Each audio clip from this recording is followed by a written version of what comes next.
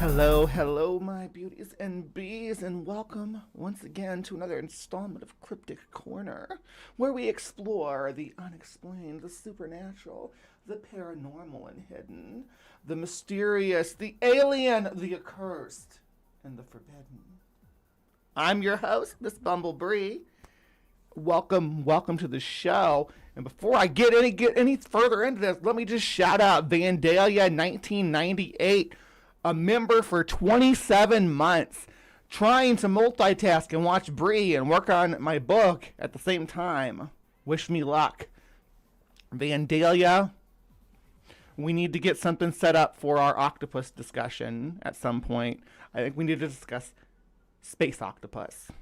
But yeah, DM me. I know I've been kind of ghosting you since the new year. Things have been crazy. Get a hold of me. People act like being childless is the grossest and most morally bankrupt life choice. Yeah.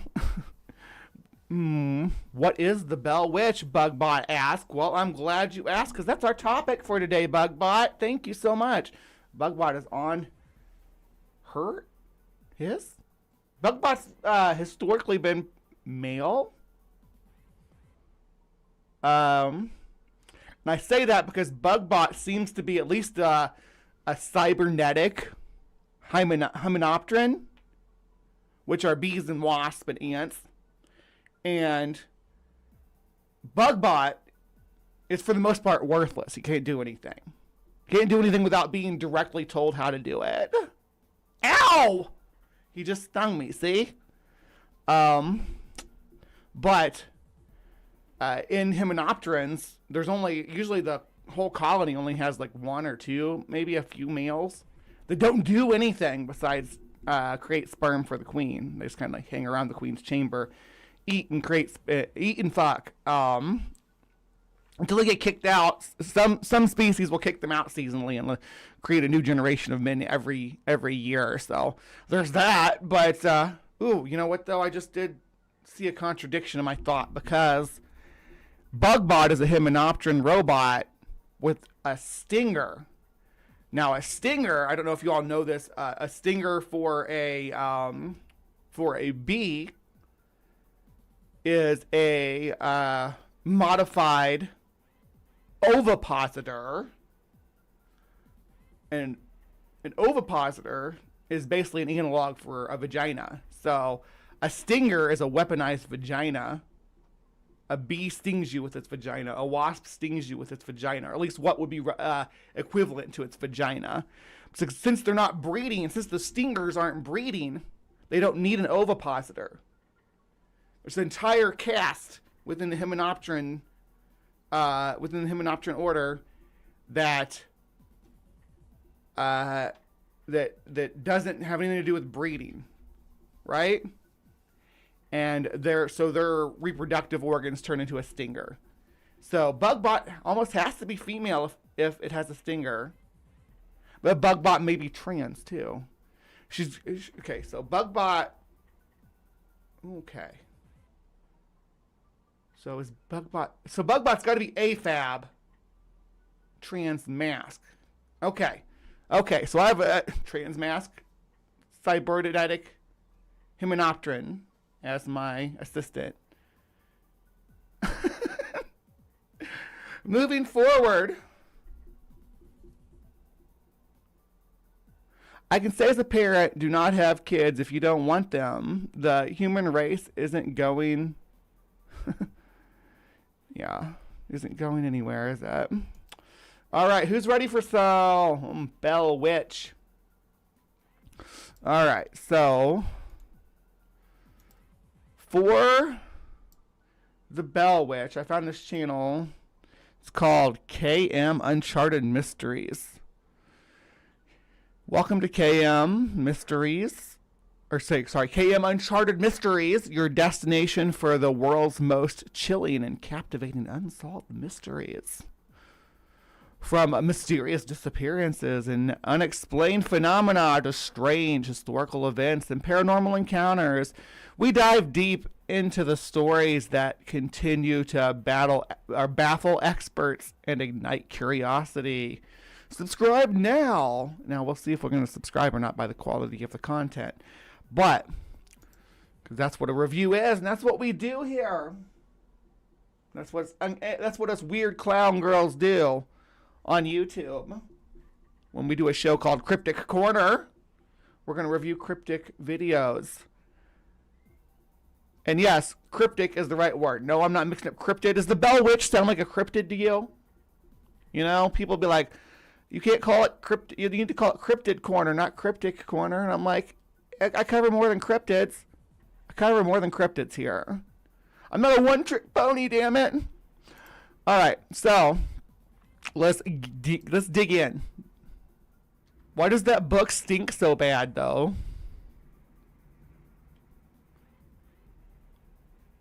Is that supposed to be smoke, though? Or is it magic erupting from the book like it's a spell book? Yeah, we're going to go with that. That's magic. It's not, those aren't stink lines. I could probably animate some stink lines around me, like squiggling around me. Would you guys like that if I had green stinky smoke rising up from me? I can probably make that happen. There's probably a filter for that. My family made this journey too. Right around the same time too, in the early 19th century. They were in the Carolinas, right? They were, and they were able to buy like whole entire swaths of farmland in the Tennessee Valley. They weren't in Adams though. Let's look at the maps before we get too far in this video. I got a minute and 20 seconds before I decided I was going to look at the maps. I don't know why I have this lion thing up. Oh, I was arguing with somebody on Facebook about lions, but and there we go. Adams, Tennessee. Do do do. The map. I'm the map. I'm the map. I'm the map.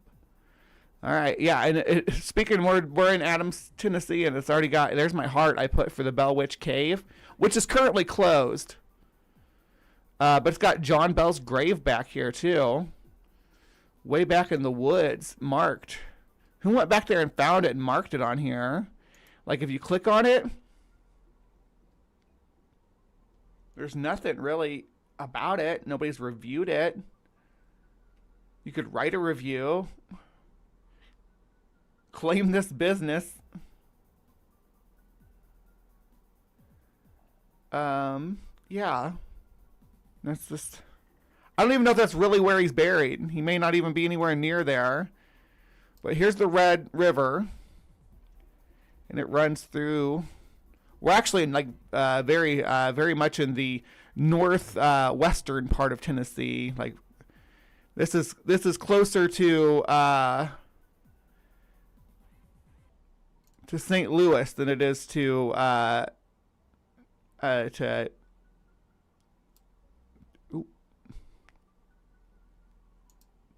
closer to St. Louis than it is to Pigeon Forge, where my family was from.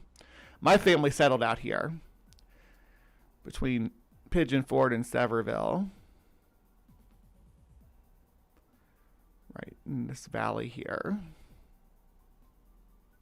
Top of the world, which really wasn't that far from the border of the Carolinas, but they came from, my family came from this area down here around Charleston and got land up around Pigeon Forge. But these folks got land all the way up here.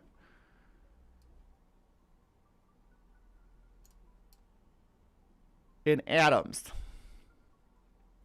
So here's Adams. It's still a really small town, like 600 people. But of course they have a Dollar General. You know, and if you look, they have like a Bell Witch Festival sign we can drop down and look at.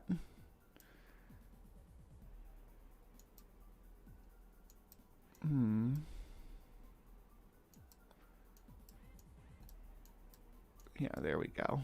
Yeah, the Bell Witch Fall Festival that you can go to. So that seems like it'd be fun. I wouldn't mind going to that. I'm glad that they're taking advantage of it, like the little town like Point Pleasant. I like when little towns take their cryptid or monster and and kind of roll with it and do like festivals and stuff. Now the cave's up here, and it makes it seem like like you would think this is some sort of like office for the cave or something, but it's just some house. Like if you drop down in here, okay, so here's the this is, I believe, the parking lot for the cave over here, but it's just like someone's house, right? In the road, or this says cave parking this way. But yeah, it's just some house.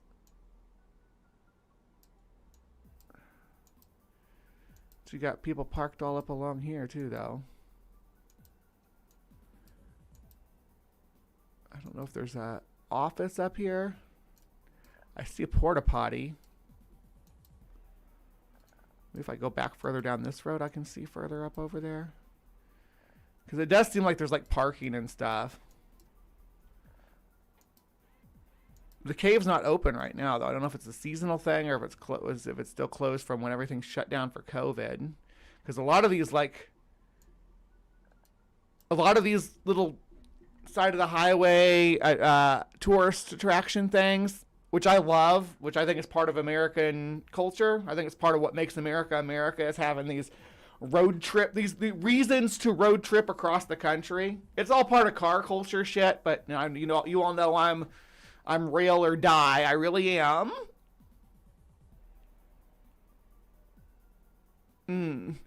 But I do appreciate the hustle of roadside attractions, whether it's haunted houses or a cave that you have on your property.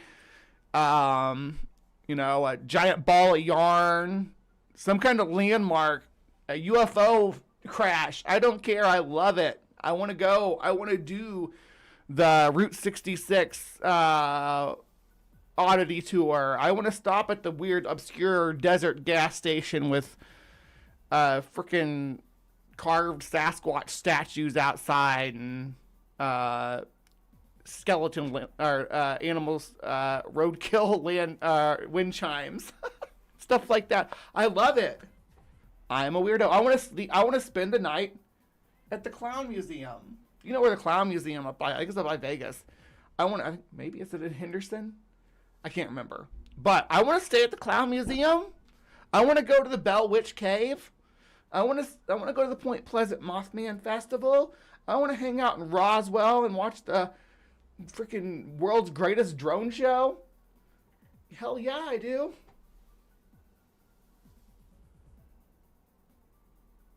Right, that's the only benefit that I can see of car culture in the U.S. is that it gives us this. I think that we could still, have some level of this without car culture. See the world's biggest ball of twine? Exactly. I want to see that stuff. I'm more into the woo-woo kind of stuff. I like, this is the haunted house mansion or whatever. This is, I want to go to Bluff Creek and hang out and go to the Bigfoot place. That me and Helen are going to go to the Skunk Ape Museum, and me and Helen, well, Todd too. I didn't mean to leave Todd out, but Todd's not here. Yeah, we're all going to go. We're going to go to the Skunk Ape Museum, and we're going to see about renting some kayaks and kayaking around there too. It's going to be fun. I don't know when that's going to happen. Right now I'm freaking broke, but hopefully it happens. Yes, road trip goals. That's what I'm talking about. Me and Samantha, we're talking about, because where we're located, we can do this nice little loop in July where we go up to, we go up to White Sands. It's the white desert outside of Alamogordo. Go up to White Sands and then go, then you go east, I think it's northeast, to Roswell, and then you go south to Carlsbad, and then you cut back west to El Paso, and you're already heading back to where we live. And there's always stuff to do in El Paso too. So if you, especially if we go on the weekend for the 4th of July firework thing. I don't want to go on, maybe, I don't know, I want to see the drone show, but I don't want to go when there's a bazillion people there, but there's people dancing and stilts and stuff. It looks amazing. Oh, you know what was amazing too was the freaking downtown Halloween festival here in this city. It was epic. It reminded me of the movie Trick or Treat. Anyway, I'm off topic. I hope that the Bell Witch Festival's like that too. I would love to go to the Bell Witch Festival. Yes, me and Helen are going to find Skunk Ape. Yep. And then we're gonna use our Skunk Ape leverage to form the world's most powerful polycule. Video is muted. Oh goodness. Okay. That's lame. Mesilla is the cool little town near you. Yeah. Had a job interview in Mesilla not too long ago. All right, let's go. Dark, to mysterious assaults, to the hidden secrets that may have been concealed beneath the very tale of the haunting itself. Our journey today will open the door to one of the most chilling and hotly debated legends in American history, the story of the Bell Witch. So fasten your seatbelt as we dive into today's mystery. But first, you'll have incredible luck if you like and subscribe before this video ends.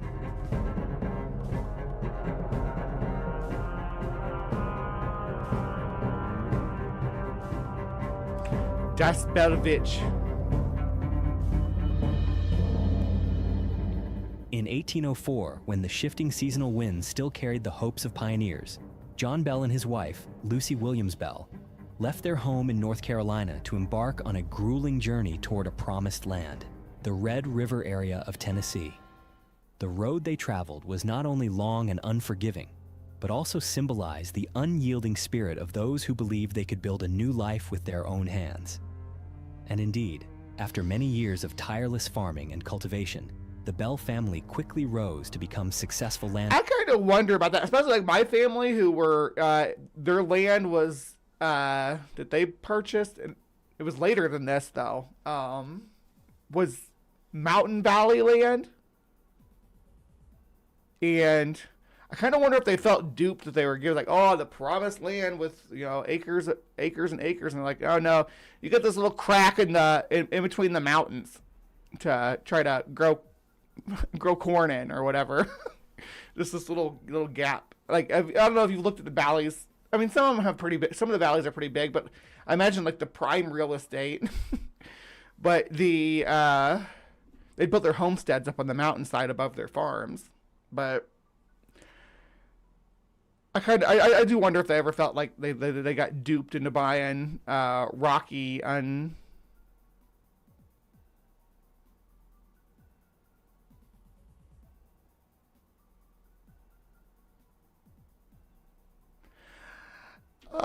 well, don't play your video on mute.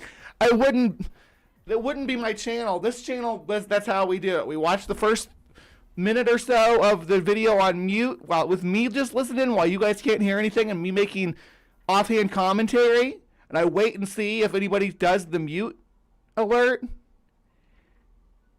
And then once that happens, and I go back and watch it again. It seems to be our regularly scheduled programming. Donors, respected and admired by the community. Yet, as if by a cruel twist of fate, the very prosperity that John Bell had built would also become the seed of a tragedy soon to unfold. Among the families who had left North Carolina during that time, there was one name that history would forever tie to the downfall of the Bells: the Batts family.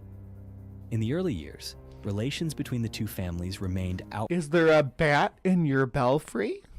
Ooh, come on now. That was good. No. Okay, I'm sorry. I apologize. Outwardly cordial. But by around 1816, tensions began to surface when Frederick Batts, the patriarch of the Batts family, suffered a serious workplace accident on the very land he had worked so hard to clear. The accident left Frederick with permanent injuries, making him unable to continue working. The Batts family, already not well off, now fell into deeper hardship. Driven to desperation, Frederick was forced to Hello, Eddie. sell off I portions. don't know if you're somebody I know or if you're somebody new, but welcome to the Hive. Yeah, buzz. We are talking about the Bell Witch. We're right at the beginning, though, so you haven't missed much. Of his precious land to survive. One of those parcels eventually ended up in the hands of John Bell, and it was this transaction that unknowingly lit the first spark of hatred. According to Kate Batts, Frederick's wife, John Bell had taken advantage of their dire situation to purchase land at a price far below its true value. In her fury, Kate swore that she would make the Bell family pay dearly for their greed. Another dispute soon erupted when John Bell purchased a young enslaved girl from Benjamin Batts, Frederick's brother. The girl was too young to be taken immediately, so Bell agreed to leave her with her mother for a time. But when John Bell returned to collect the girl, Benjamin reneged on their agreement and demanded a higher price than originally settled. After a heated... So, you gotta love it. The Hatfield and the McCoys were feuding over a pig, right? That was the origins of their family feud. But these two families were feuding over the purchase of a human life, which is a whole nother level. So, if I was if I was a demon, ghost, evil spirit of the forest, these guys seem like they'd be great targets for my maleficent shenaniganery. Let's find out. argument, Bell had no choice but to sell the child back to Benjamin at the inflated price, deepening the rift between the two families even further. In John Bell's mind, these transactions were closed, and he hoped that the troubles with the Batts family would end there. But reality proved otherwise. Not long after, Benjamin Batts quietly filed a lawsuit against John Bell, accusing him of abuse and fraud in the transaction. Unaware of the lawsuit, John Bell failed to appear in court, leading to a default judgment in... This is quite a hike for you to get out there and harass the Batts and Bells, Sandy DeFluke. Better bring your walking stick if you're going to make it all the way out to Adams, Tennessee. Benjamin's favor. When news of the... Of course, I guess you don't have to go in human form. You can go in fluke form, which... Do you travel faster in fluke form? It reached Red River and spread throughout the community. The local church intervened, and despite Bell's vehement protests, he was expelled from the congregation. Some believed that this event had flung open the door for darker forces to step into John Bell's life and that of his family. See, you get him exiled from the church, then you lay the hoodoo on him. That's the way Appalachia's spirit force demons... Yeah, anyway. On the other side of the feud, Kate Batts gradually rose to become the head of the Batts household. With her coarse manner, loud outbursts, and simmering resentment, Absolutely. she became an outcast within the community. Her bizarre behavior during church services fueled rumors that she was practicing witchcraft, a terrifying accusation at the time. Is that balanced with me? Yeah, thank you for letting me know that the volume was low. Though few dared to confront Kate directly, most residents of Red River quietly believed that the calamities befalling her family were divine punishment, retribution from the Almighty against one who had tainted the purity of faith. Yet, whether born from whispers or rooted in truth, no one could have foreseen that the feud of those early years would soon evolve into one of the most haunting stories in American history. In 1817, not long after being expelled from the church, John Bell once again faced something he could never have This is anticipated. only 13 years after they arrived in Adams. While hunting on his own land late one afternoon, Bell happened upon a strange creature, something unlike anything he had ever seen in his lifetime. The creature had the body of a large dog, but its head resembled that of a rabbit, and its entire form was covered in jet black fur. Shocked by the bizarre sight, Bell immediately raised his rifle and... I want this familiar. It sounds cool. Like a rabbit dog. Not a rabid dog. a rabbit dog or a hare dog. Donkey dog. Could be a donkey dog. Does it have hooves? Fired. But when the smoke cleared, the creature had vanished completely, leaving no trace on the ground. Being a practical and resilient man, John Bell chose to remain silent, unwilling to burden his family with the story. Yet, no matter how hard he tried to dismiss it, strange occurrences continued to plague his household. Not long after the encounter with the mysterious creature, the Bell family began to hear odd sounds during the night. At first, it was only light tapping, as if small...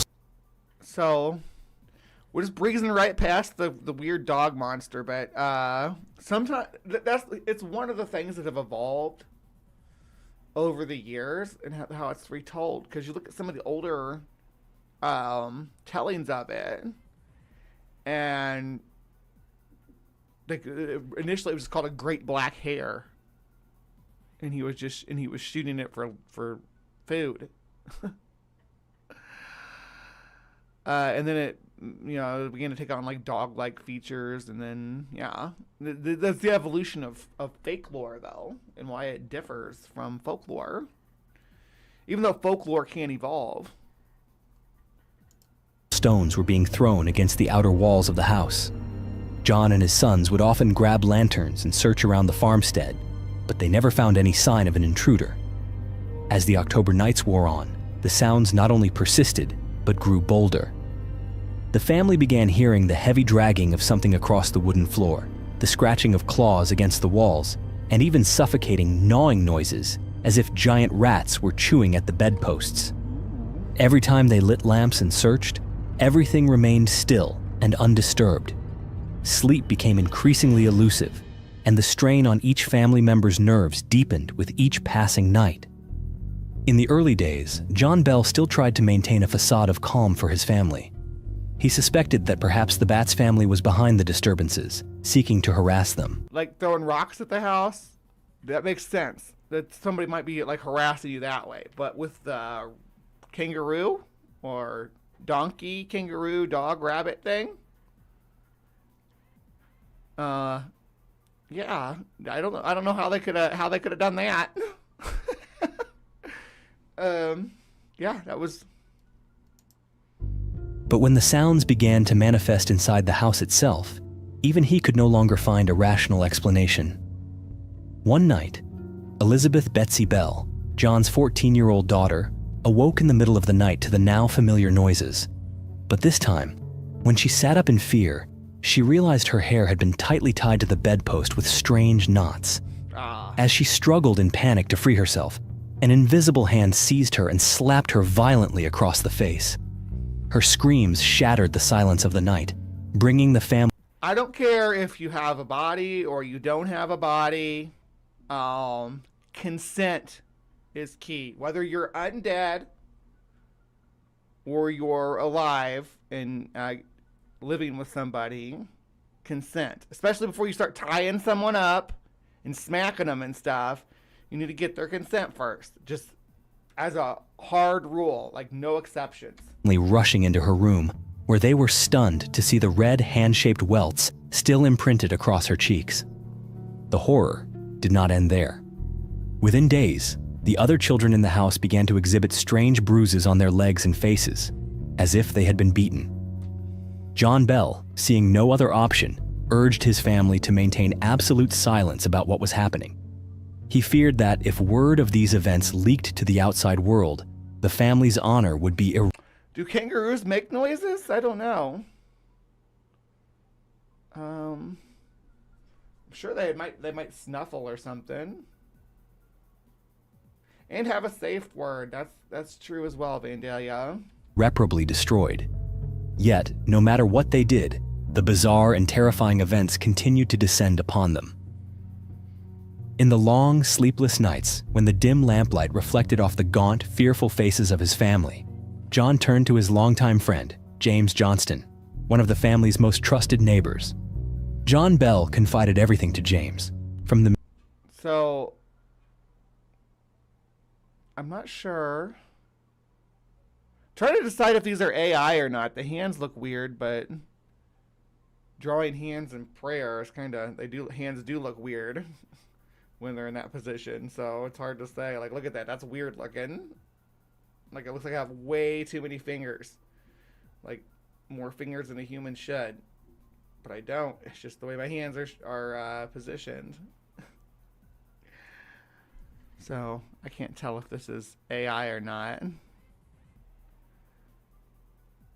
I kind of feel like it is just because the way these fingers are piled here.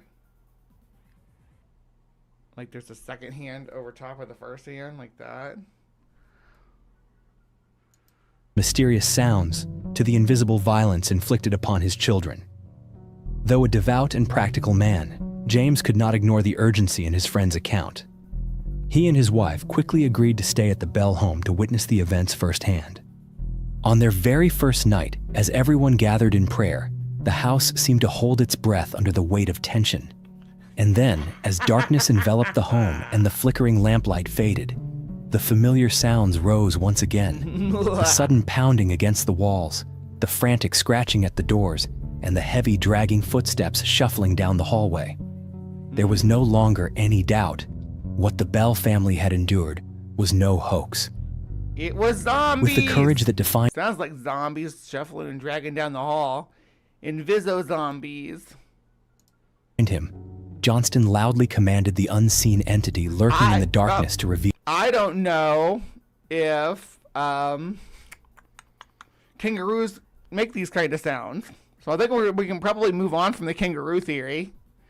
More is not a good safe word. That's probably true. Are these your kangaroo sound suggestions? Big bada boom. That's from Fifth Element. A big bada boom. But yeah, those can be kangaroo sounds, I suppose. Bada boom, bada boom, bada boom. You could do that. Feel its identity. In that. Yes, fries. Thank you, Aunt Jer. Freely given, reversible, informed, enthusiastic, and specific. Talking about consent there. Again, it doesn't matter if while you're alive or after you die and you're a ghost, you always have to follow the rules of consent. Moment, a low, mournful whisper echoed through the air. Over the next several nights, Johnston and his wife joined the Bell family in prolonged prayers, hoping to drive out the force that had imprisoned the home. But all their efforts were like thin wisps of smoke against a raging storm. After days of witnessing the phenomena with his own eyes, Johnston had no choice but to advise John Bell that he must seek the help of the wider community. Though John initially hesitated. Bro had already been excommunicated from the church at this point, too. We got to keep that in mind. So people were already like, hey, this guy's not unholy. And now he's going to be like, yeah, I got demons in my house. Can you come help? Zombie, zombie. Fearing the scorn of public opinion and the ruination of his family's reputation, he eventually saw reason. And so, news of the haunted house at Red River began to spread. At first, it was little more than whispered rumors exchanged in taverns and open-air markets. But soon, the tale of the Bell home ignited the curiosity of the entire region, across Tennessee and beyond.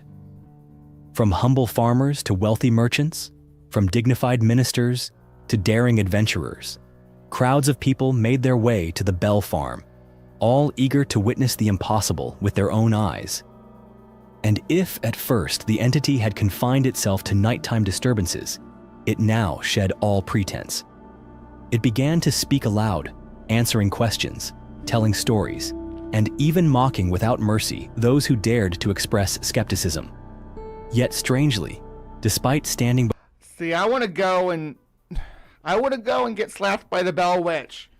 That would make my day, if this was real. But yeah. Before hundreds of mortal witnesses, this malevolent force seemed to reserve its true hatred for only one man, John Bell. The storm of attention reached its peak when news of the bizarre events found its way to one of America's most renowned figures, General No, it didn't.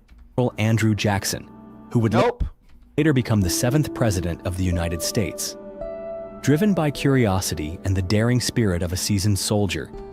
Bro, this is BS. This did not happen. There's no record of Andrew Jackson ever coming to Adams, ever going to the Bell Farm, or ever shooting the Bell Witch with a silver bullet. That's all fake lore that's been tacked on to the narrative. Well after the fact.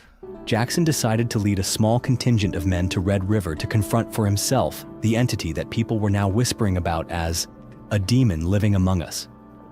What he and his men would face, however, would leave a deeper impression than any battlefield they had ever encountered. First, his wagon wheels stalled even though there was no mud. Andrew Jackson was not a man easily intimidated. With a past spent commanding soldiers through some of the bloodiest battles, having faced swords and gunfire on the battlefield, he knew that fear was something that simply did not exist. But what awaited him at Red River would prove to be a challenge for which no amount of military experience could prepare him. Seanger's correct. These art style does not help us to determine if things are supposed to be stinky or smoky. Did the witch leave stinky footprints? Smoky footprints? Jackson and his entourage made their way toward the Bell Farm with the mindset of men ready to expose a fraud. They brought with them provisions, weapons, and the pride of those who had been tempered by fire and battle. Among them was a soldier who carried silver bullets, boasting openly that he would use them to bring down the ghost that was sowing terror here. However, from the very first steps onto the land of the Bell family, Jackson and his men encountered things that defied explanation. As their except for they were never there, but do go on with your silver bullets. Wagon, loaded with supplies and equipment, neared the farm, the wheels abruptly locked. The horses, seasoned and accustomed to muddy, difficult terrain, suddenly reared back in fear and refused to move. No matter how much the soldiers pushed, pulled, or whipped them, the horses would not budge. It was as if the wagon had been pinned to the earth by some unseen force no one could resist. As the group stood bewildered, a chilling, childlike giggle floated through the air. Sensing the heavy and dangerous atmosphere, Andrew Jackson, with the keen instinct of a seasoned warrior, ordered the soldier with the silver bullets to... Andrew Jackson, the second worst president ever. Second or third. He was pretty awful, though. I mean, he's the one who genocided all the Native American people and removed them from all the lands east of the Mississippi. And yeah, he was pretty a pretty grotesque human being. And they're trying to make him out to be some kind of freaking hero. I guess if you're from Tennessee, old Hickory's got to be... Was he from Tennessee? He might have been from Tennessee, I don't know. Cease his foolish boasting. He offered an apology to the invisible entity for the offense, and almost immediately, the wagon began to move again, as if nothing had happened. The party finally reached the Bell property and set up camp, intending to stay for several days to observe. But on the very first night, what they experienced went far beyond anything they had imagined. Yes, he was the Tennessee representative. Representative from Tennessee has the floor. The darkness did not merely settle over the farm with oppressive silence. It seemed to come alive, slithering through the rooms, slipping through every crack and corner. Whispers, phantom knocks at doors, and sudden gusts of icy air swept through the house, even though every door and window was firmly shut, together forming a terrifying symphony that none of Jackson's men could deny. Now we are getting the hardened soldiers, men who had withstood the... Now we're getting to some of the stuff, its presence in paranormal investigation finds its origins right here. Well, so I'll flag the things as we say them, but...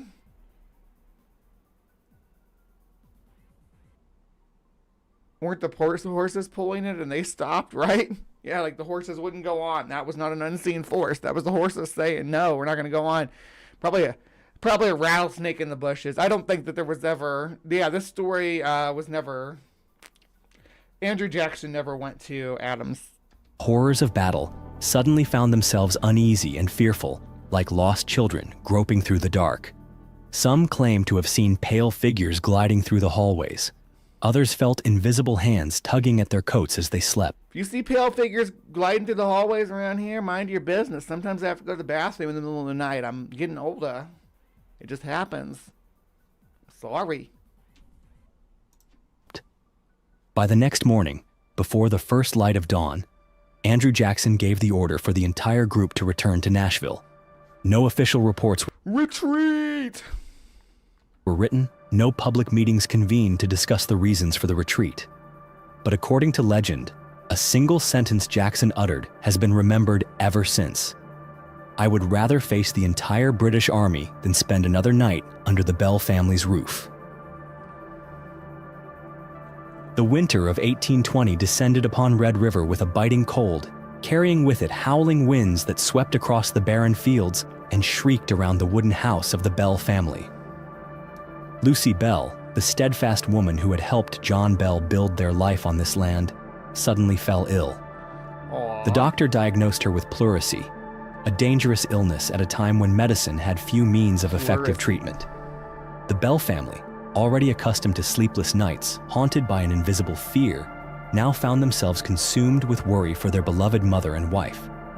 Yet, paradoxically, while the rest of the family was besieged by relentless torment, Lucy received a... Did you see my sexy centipede earrings? Look at that. Well, this one had the jewel fall off of it, but yeah, I'll show you this one. Look at that. Aren't those cute? Yeah. strange form of favor from the entity known as the Bell Witch. During the long nights when fever ravaged her frail body, a soft voice would fill the room, singing hymns with a gentle, soothing tone. And it did not stop there. Lucy was also gifted with curious offerings, clusters of ripe grapes and hazelnuts. Fruits that should have been impossible to find amid the brutal winter appeared mysteriously beside her sickbed, and somehow... Remember that movie Mama? And the ghost would bring cherries even in the middle of the winter? I wonder if that was based on this. Like Guillermo del Toro's Mama. It's a good movie. It like haunted me. I was like truly moved by that film. It's disturbing, but it's so good. Against all medical reasoning of the time, Lucy's health began to recover. While a faint glimmer of hope flickered by Lucy's bedside, on the other side of the house, John Bell was quietly descending into a journey from which there would be no return. The man who had once been a symbol of resilience now grew sluggish and weary. His mind often clouded over, his hands trembled uncontrollably, and seizures of unknown origin began to rack his body whenever night fell. By the morning of December 20th, 1820, John Bell was found motionless in his bed. The family... Military Life of Andrew Jackson. I clicked your link. It's still clocking, Brian. Trying to get this to go on my ear. Maybe I can refresh it. Let's stop. So I'm not in Texas anymore. I don't have all these freaking gates. That was so miserable about being in Texas. There was so much website stuff that you couldn't... Anything that might be construed as, like, adult material was not available freely. There we go. All right. So here's what Brian sent us. What do we got? Military Life of Andrew Jackson.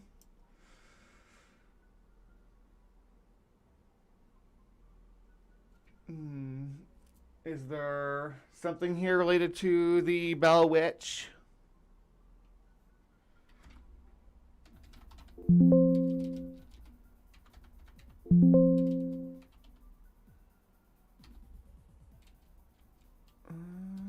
I don't see anything related to the Bell Witch, but you think that there would be if he led a regiment through that part of Tennessee.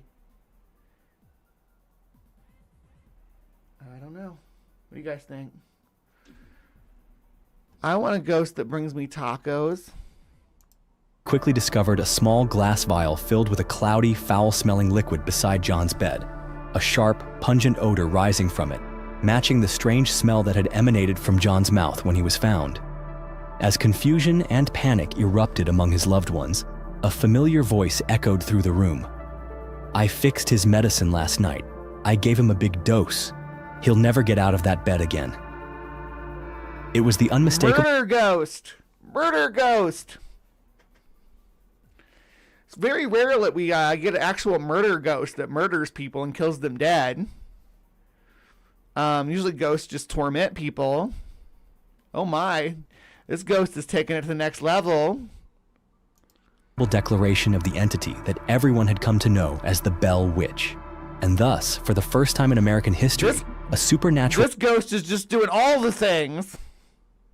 force was recorded as the cause of a human death, a death that not only shocked the Red River community, but also shook an entire generation's faith in the boundary between the real and the unreal. After John Bell's death, the atmosphere at the Red River farm seemed to lighten somewhat. The strange sounds, the nightly invisible assaults, and the mocking laughter all ceased, leaving behind a heavy silence within the wooden house. The Bell family began to hope that they had finally been freed, that the spirit which had sown fear and loss No more pinches or smacks. had at last been satisfied in its quest for revenge. But they were wrong. In the spring of 1821, the Bell Witch returned. Elizabeth Betsy Bell, the beautiful and vibrant young daughter who had so often been the target of past torments, now faced a new trial. A local young man, Joshua Gardner, respectful, kind, and well-regarded, had proposed marriage to Betsy. It should have been a joyous occasion, a fresh beginning for a girl who had endured so much But that witch was pissed. sorrow. But only days after the proposal, Betsy encountered a haunting sight. While walking through a barren field, she saw the figure of a small girl dressed in a green frock, hovering eerily among the bare branches. The child did not cry or laugh. It merely gazed at Betsy with empty, hollow eyes before vanishing like smoke. Soon after, Betsy began to hear whispers carried on the wind. Vague, chilling To Adams? I know he was from Tennessee and wanted to live in Tennessee, the state, but from Adams? I didn't see that on there. If I'm wrong, I'll definitely correct myself, but I don't think that there's any record of him.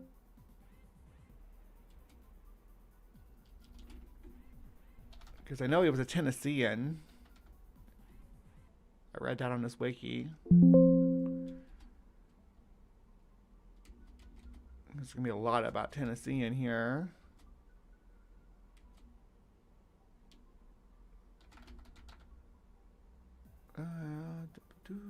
Retired. The Hermitage. Okay.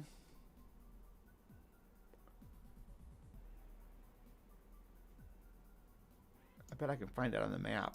Find out where he did end up settling. Boom.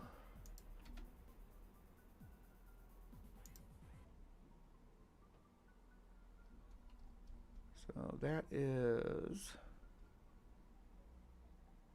It is in that part of the state. It's not far. It's not actually not far at all. It's right here by Nashville. No, it's not far from Adams. Okay, yeah.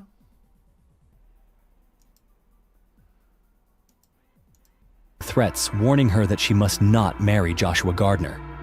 At last, unable to withstand the mounting, unseen pressure, the young woman was forced to announce the cancellation of her engagement, leaving a deep wound in the hearts of both herself and Gardner. Joshua Gardner, who had once dreamed of a warm home beside Betsy, left Red River behind. Many believed that the breaking of Betsy and Gardner's engagement marked the final act of direct interference by the Bell Witch in the lives of the Bell family. Which is absolutely unfortunate, because having a family poltergeist that was still active, I mean, come on, that's money. I wish I had a poltergeist, even if it was pinching and slapping me. I'd be like, hey, I got a poltergeist that's pinching and slapping me. Speaking of, like, for the last week, I've been waking up feeling like I've been, like, beaten with a baseball bat. Yet, there were also whispers that the entity, had never truly gone away. As the tales of the Bell Witch gradually faded in the decades that followed, the people of Red River, and later the town of Adams, continued to live under the shadow of the legend their ancestors had endured. Yet deep within each person lingered an unspoken question. Had those horrifying events truly happened? Or were they merely the products of imagination, of stories woven and reshaped through generations? At least some of them were definitely. were definitely fictional, tacked on after the fact. I think all the Andrew Jackson stuff was tapped on. One of the greatest challenges in attempting to uncover the truth about the Bell Witch lies in the context of the era itself. In the early 19th century, most residents of Tennessee were still illiterate, and stories were passed down orally, each shaped subtly by the teller. By the time these accounts were finally committed to writing, no one could say with certainty where fact ended and embellishment began. Some modern researchers argue that the entire series of events surrounding the Bell Witch may have been an elaborate facade meant to conceal more earthly schemes. They point to the fact that Lucy Bell, the devoted wife of John Bell, was the sister of John Williams Jr., who was the father of Kate Williams Batts. This blood relationship has fueled theories suggesting that Lucy and Kate... So the Batts and the Bells were related. ...might have forged a secret pact to eliminate John Bell. If so, could it truly be a coincidence that Lucy Bell was the only member of the family who was never targeted by the supernatural assaults that plagued the others? However, maybe Lucy Bell was the witch. Lucy Bell is the Bell Witch, not Kate Batts. But Kate Batts is in her coven. I'm gonna build a Bell Witch universe, extended universe. It's gonna cover all the stuff, all the things. Other questions arise from the relationships surrounding Betsy Bell. Richard Powell, the respected and remarkably educated schoolteacher of the area, had long expressed romantic interest in Betsy.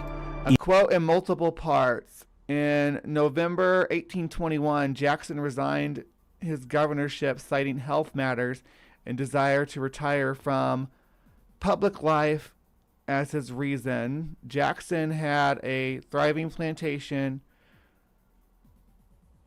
in Tennessee, with a newly completed brick mansion at the Hermitage, to which both he and Rachel yearned to return and live out their lives. But the American public quickly ended any real faint hope Jackson had of spending a quiet life in retirement as a gentleman farmer at the Hermitage. Yeah, that's where we just were. The Hermitage is right down here. It's not in Adams, but it's in, I guess it's like north central Tennessee. It's a huge mansion, though. Look at that. I bet he had lots of slaves on this property.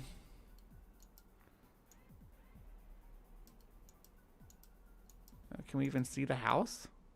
Where's the mansion at? Oh, it's up here. Let's go. Is that the mansion? That was like newer construction. Where's the old plantation house? It would actually be haunted.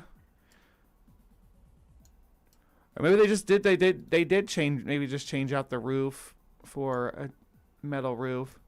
I don't think they would have had that type of roof back then.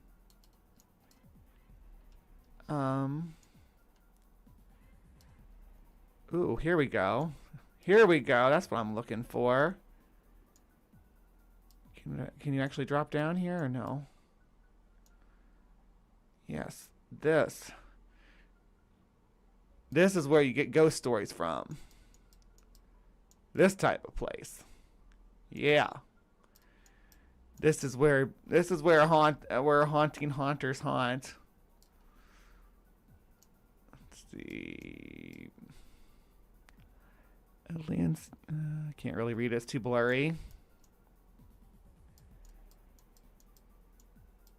I got a bell though. Maybe it's a Tartarian bell, like we talked about a couple weeks ago. Remember the bells of Tartaria? Anyway. Even when he was still married.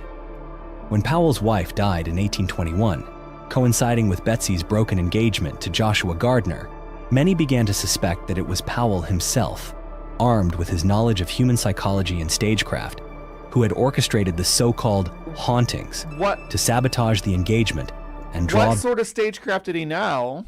Like, you never elaborated on this dude's past, but yet, now all of a sudden he's like a psychology master and he knows how to do stage stuff. Betsy back toward him. No matter how plausible these theories may sound, it remains undeniable that Richard Powell, possessing intellect and capabilities far beyond the average person of his time, would have been fully capable of creating sophisticated illusions designed to instill fear in the impressionable mind of a young girl like Betsy. Even so, not everyone believes that the Bell Witch was merely a fabrication for personal gain. There are still those who contend that Kate Batts, in a fit of rage and despair, had truly summoned a dark force beyond human control. Modern accounts have also made it difficult to completely dismiss such suspicions. Bob Bell, a descendant of the Bell family, recalled vividly a chilling event from his childhood. One night, his grandmother, overcome with terror, summoned his father after hearing strange noises in the house. When they investigated, everything seemed normal until they reached the... When we do the skunk ape, we can look for some spooky places to visit on the way. Road trip. Alligator Alley has some weird shit. I know, that's that highway along there. There's all the roadside attractions and stuff. And Florida's the perfect place for roadside attractions because you can keep them open all year long. Where you get up, up north, you can only have indoor attractions in the wintertime. The kitchen, the cabinet, which had been locked tight, now stood wide open, and the family's treasured china lay scattered across the floor. Yet, strangely, not a single plate had broken, as if some invisible hand had carefully placed them down. Another story speaks of Tim Henson, a local historian and the curator of the town museum. Not to be confused with puppeteer Jim Henson. According to him, visitors were always warned not to take anything from the grounds of the Bell family property. But one man, during a visit, secretly pocketed a small stone from the famous Bell Cave. Within 3 days, he lost his job, lost his wife, and ultimately lost his home. Was it mere coincidence? Or is the Bell Witch still there? Do you believe this story could be true? Have you ever heard of anything quite like it? If so, feel free to share your thoughts in the comments below. And if you'd like to continue joining us on these journeys into the world's unsolved mysteries, don't forget to hit the subscribe button and turn on the notification bell. We'll see you in the next story. No. I don't think I will. Sorry, Uncharted. You didn't quite... Well... I don't know. What else they got? Let's see.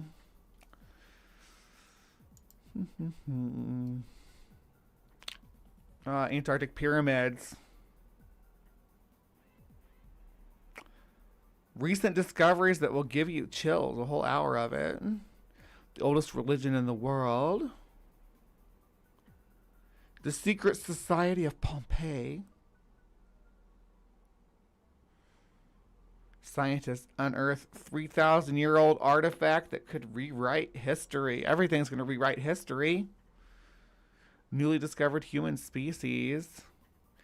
Alien found dead in the Siberian snow. The most brutal queen in history. So there's a lot of weirdness going on here. But I wish we could go down into the Bell Witch Cave. It looks like a pretty cool cave. Like based on the pictures that I can see here. That guy's saying it's closed right now. It's got like a gate and stuff, so that's pretty damn cool. What is it? Did you notice how we didn't get any kind of indication as to why? What the cave had to do with the witch was the witch active in the cave? Was the discovery of the cave what caused the witch to? Because I've heard other things like Indian burial grounds and stuff. This is actually one of the original, built on an Indian burial ground, staples of American folklore. This is like a staple of that. It's good to have a cave on your property if there's like a tornado or something. It's a pretty cool looking cave too, if I must say. It has, let's see, Bellwitch Cave canoe rentals. You can rent some canoes to go down the Red River. May, September, October weekends only. June, July, August, 6 days a week. 10 a.m. to 5 p.m. closed on Tuesdays. So we'll have to go when it's open. What is that? That looks like a casket in the cave. What's this website? A journey into Bell Witch Cave. August 5th, 2025. So this is fairly recent.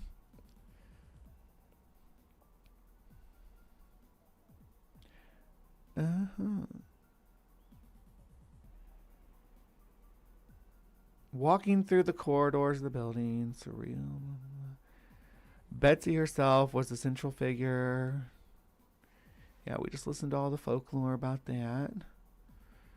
You can go upstairs. Oh, this is the house? Where's the house located? I didn't see the... Did you all see this property on there? I did not. You can go upstairs where the children would have slept. Yeah, this sounds like a kind of place I want to visit. Ride him like a pony. Oh, goodness. During one seance, the spirit declared his name was Kate. And was once the neighbor of the Bells. Kate Batts was said to be a wild woman, mostly given to referring to the one time she walked into church and saw a man praying. Kate had impulsive idea to jump on the man's back and ride him like a pony. Okay. So Kate was a little bit of a wild card if that's true. The cave is laced with energy from decades prior to the Bells. Above the cave is an Indian burial site, suspected to be an ancient Indian group. Inside, there is an empty stone grave site that was once for a little girl whose remains were stolen in the 1970s. The uneasiness from the spot can be answered by anger and pain of the spirits of the little girl. Ooh, okay, so there's a little ghost girl in the cave. Throughout the cave, there are tales of how the cave would have been neutral territory, and there are channels that aren't on the walking tour due to the rise of water and closeness of the walls. However, our time there was calm. The tour guide mentioned that often women in the central spot would get their hair pulled, or they would hear a voice behind Eaglestone. So hair pulled is like part of the quintessential Bell Witch phenomena. Ooh, someone gave me a $6.66 super chat. Oh, you are awesome. Carol of the Bell Witch said right wing. No, not right wing. Right-handed Seth.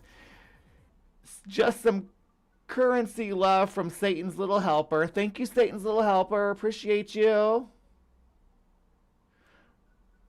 Might want to watch the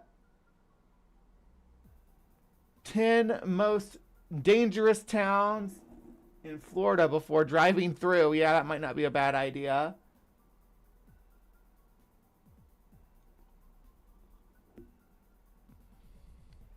So I would definitely go on this tour. Like, sounds like fun. Oh, do they have a hayride too? Look at that. I want to go on a spooky hayride.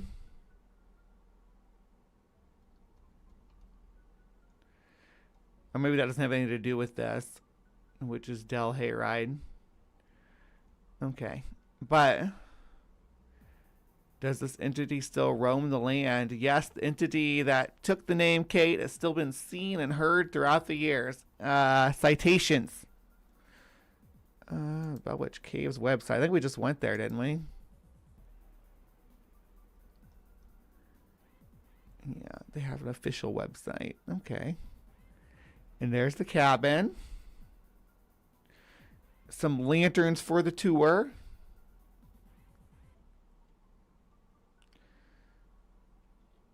Join Todd and Leanne Eskew of the Black Wolf Paranormal for real-life paranormal investigation of one of the most haunted locations. Okay.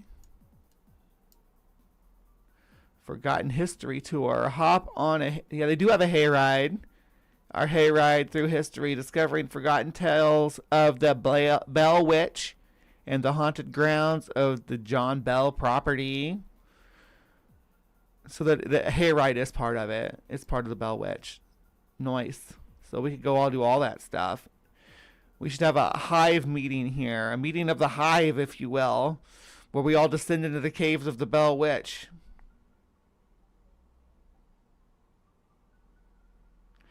Yeah. We've got times. And Regios, it's so good to see you, friend. Plan your visit. Yeah, you can plan your visit. Obviously, October is probably the best time to go because it's spooky time. Exclusive lantern tours. Hell yeah. I love a good cave tour. Anyway, so that's the Bell Witch. Were you all familiar with the Bell Witch? Kate Batts and Lucy Bell and John Bell and Betsy Bell and all these characters. What was it? Benjamin Batts. All of them are interlaced into this folklore. But they were real people, right? So it's like where folklore meets history. Fakelore meets history. It's a great example of that, of how a legend can grow and how a little town like Adams can sometimes manage to capitalize on that and keep their town from sinking into obscurity like most of small town America, unfortunately. Thank you so much, Brian Stevens, for the Andrew Jackson information. I appreciate it. Now, if you believe in the Bell Witch, tell me in the comments down below why. If you don't believe in the Bell Witch, tell me in the comments down below why. And until next time, please remember to be kind and take care.